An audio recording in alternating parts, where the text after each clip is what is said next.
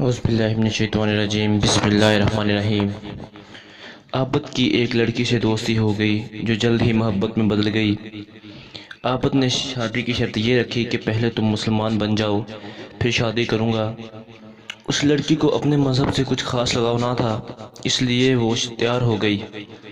عابد اسے ایک مقامی مسجد میں لے گیا جہاں مولوی صاحب نے اس سے عہد لیا کہ وہ کبھی شراب نہیں پیے گی، جھوٹ نہیں بولے گی، غیبت نہیں کرے گی، ایمانداری کا ساتھ دے گی وغیرہ وغیرہ۔ اس نے شرطیں تو مان لی، کچھ ایسا بولی کہ سب حیران ہو گئے۔ اس نے خوش دلی سے سارے وعدے کیے اور کلمہ پڑھ کر اسلام میں داخل ہو گئی۔ جب مولوی صاحب نکاح پڑھانے لگے تو وہ لڑکی بولی کہ مولوی صاحب آپ پہلے عابد کو تو مسلمان بنا دیں۔ تو مولوی صاحب حیرانگی سے بولے کہ عابد تو پہلے ہی مسلمان ہیں بیٹا۔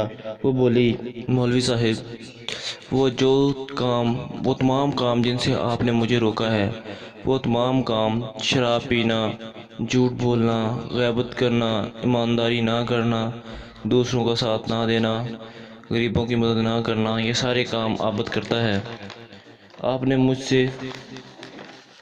جو کام آپ نے مجھ سے نہ کرنے کا کہا وہ سارے عابد کرتا ہے تو عابد کیسا مسلمان ہوا؟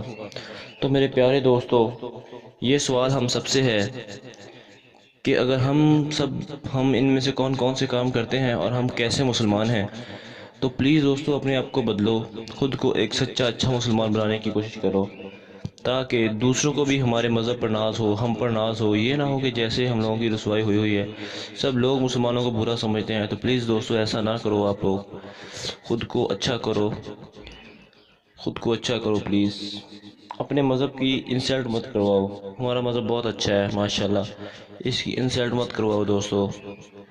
خود کو بدلو، آپ یہ سوچو کہ آپ کیسے مسلمان ہو، آپ عابد کے جیسے مسلمان ہو یا کیسے مسلمان ہو۔ آپ دیکھو اس غیر مذہب لڑکی نے کہا کہ عابد مسلمان نہیں ہے کیونکہ یہ سب کام کرتا ہے، تو پھر ہم لوگ کیسے مسلمان ہیں بھائی؟ ہم لوگ کیسے مسلمان ہیں؟